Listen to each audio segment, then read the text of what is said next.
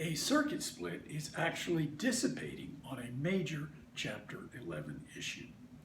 I refer to what is affectionately known as a non-consensual third-party release.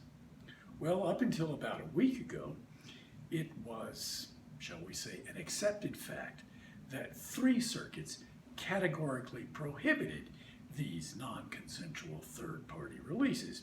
In other words, no how, no way, not ever would those circuits permit anyone to get a release from a Chapter 11 plan except for the debtor who gets a discharge of debt. On the other hand, there were 5 circuits that permit these third-party releases. Notably among them are the Second and the Third Circuits, where the largest Chapter 11 cases typically are filed.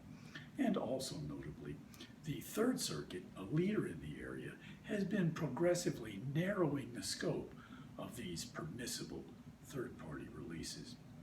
Well, until June the 11th, the Ninth Circuit was viewed as one of those circuits that had a categorical prohibition on third-party releases.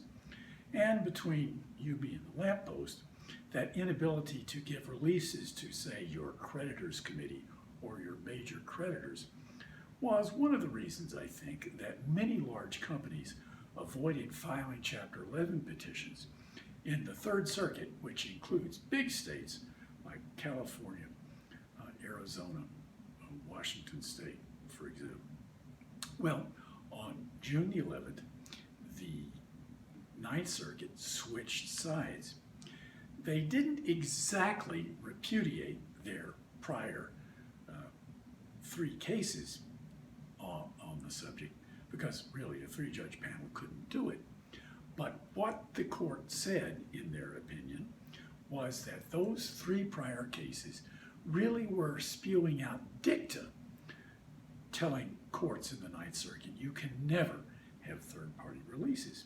So, that having been said, the Ninth Circuit thought it was perfectly appropriate now to recognize the ability to give third-party releases to people who are chiefly involved in the reorganization with respect to their acts or inactions in the Chapter 11 case.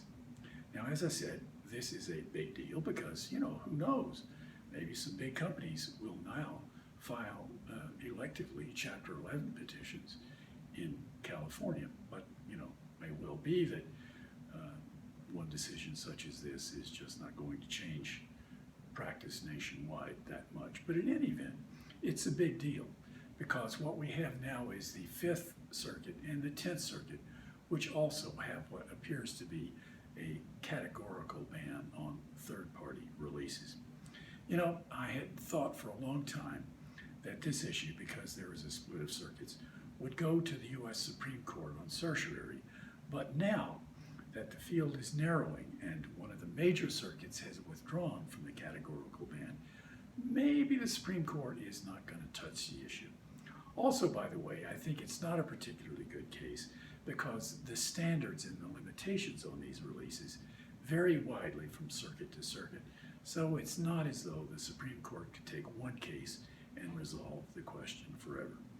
I am Bill Rochelle, the editor-at-large for American Bankruptcy Institute. I will return same time next week with something interesting in the world of bankruptcy, although I doubt we're going to have another circuit repudiating the position it had taken for years.